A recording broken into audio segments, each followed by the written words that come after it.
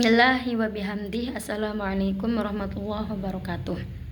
Perkenalkan, nama saya Maratul Hayati, kelas 3E, Program Studi Pendidikan Guru Sekolah Dasar Universitas Muhammadiyah Mataram. Baiklah, di sini saya akan menjelaskan terkait hasil observasi tentang penerapan pendidikan kebinekaan global di sekolah dasar, terutama di SDN 1 Sandik, Kecamatan Batulayar, Lombok Barat.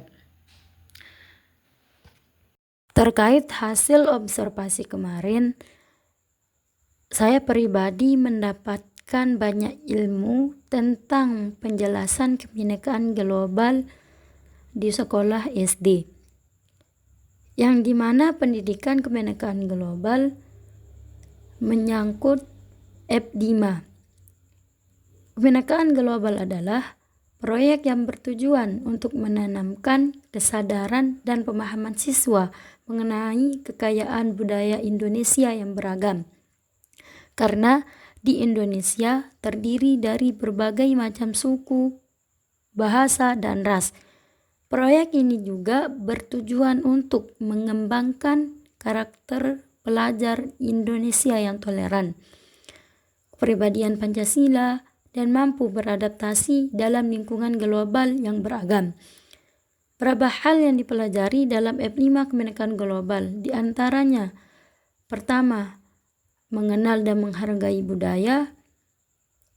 Jadi tentang penerapan pendidikan kebinekaan global ini tidak hanya mengenal dan menghargai budaya saja, karena menghargai budaya itu sangat penting.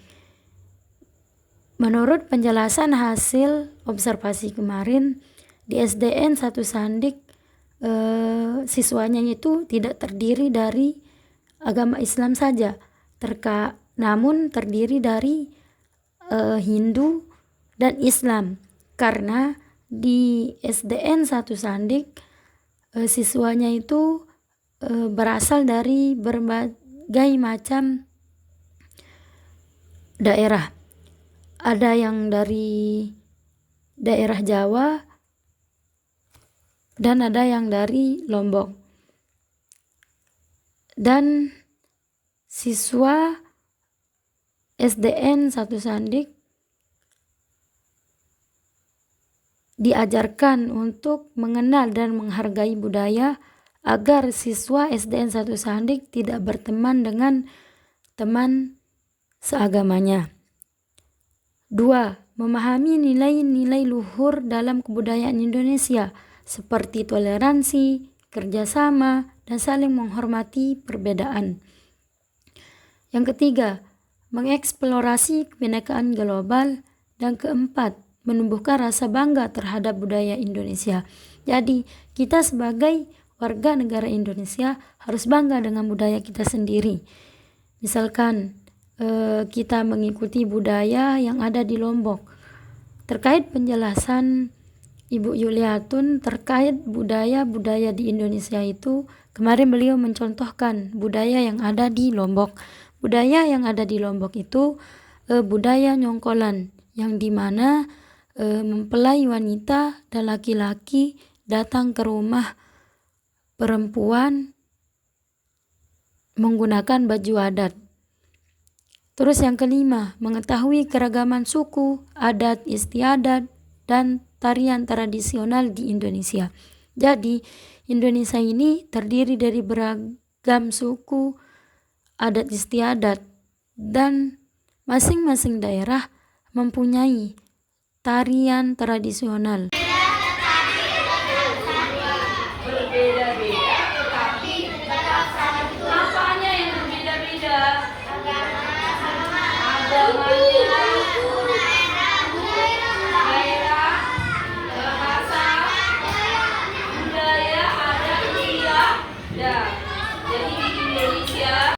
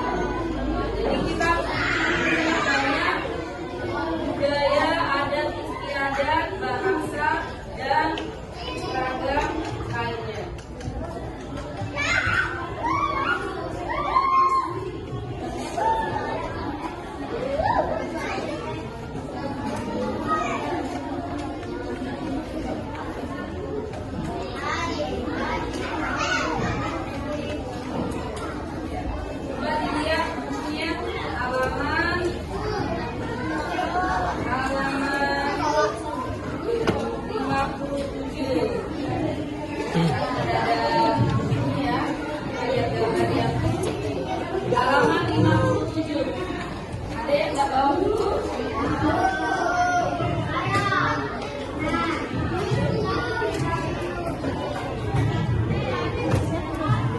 terlihat di sana bahwa terlihat ada gambar apa? Gambar orang dengan pakaian yang berbeda, pakaian adat yang berbeda-beda ya. Pakaian adat kalian kalau lagi satu tanggal minggu pertama apa yang dipakai? Rambut. Karena kalian adatnya adalah Sumbawa lagi-lagi. Kemarin kan kita udah jalan-jalan kemana? Di sana kalian temukan ragam budaya, ragam baju adat. Ada yang masih ingat? Kalau di Sumbawa ada apa? Istana dalam bukan, mereka ada latihan aja kemarin. Kemudian ada gunung apa di Sumbawa? Bagian depan itu loh miniaturnya. Ada gunung apa? Rinjani. Kemudian di Pulau Sumbawa ada gunung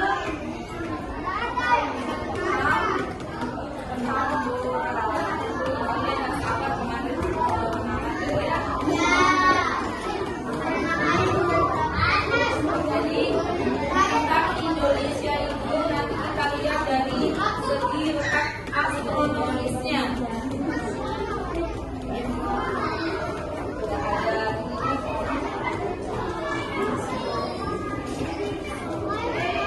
Wilayah Indonesia di antara dua benua dan dua samudra. Yang pertama yaitu benua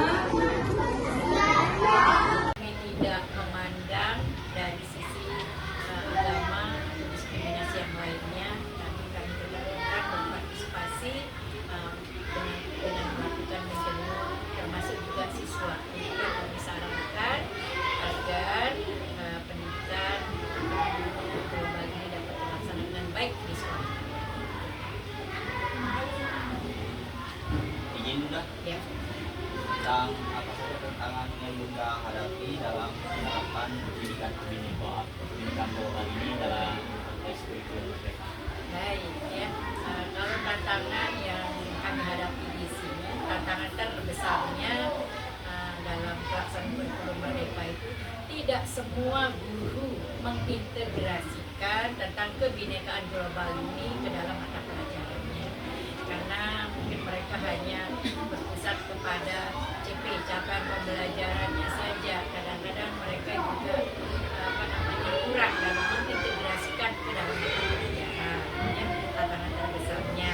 Kemudian yang kedua, kurangnya kesadaran pemahaman tentang kebinekaan global ini, baik itu yang dirasakan oleh guru, kemudian murid dan orang tua murid. Jadi tantangan terbesarnya itu kami harus mengadakan sosialisasi tentang kebinekaan global ini kepada siswa, kepada orang tua, termasuk guru. Caranya bagaimana? Untuk orang tua murid itu kami mempunyai namanya grup WA. Grup WA itu dari kelas 1 sampai kelas 6. Jadi di sana ada 17 rombel, jadi ada 17 grup WA.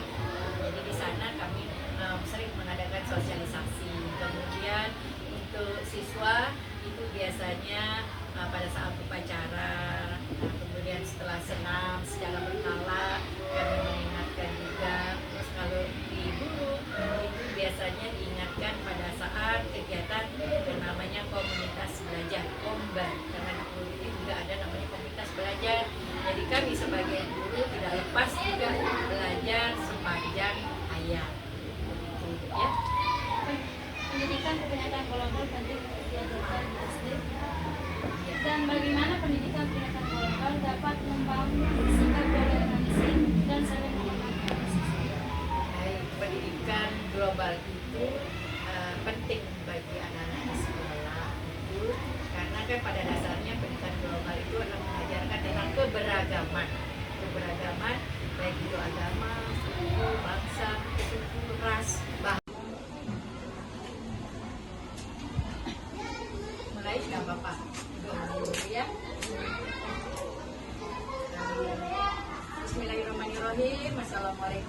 warahmatullahi wabarakatuh.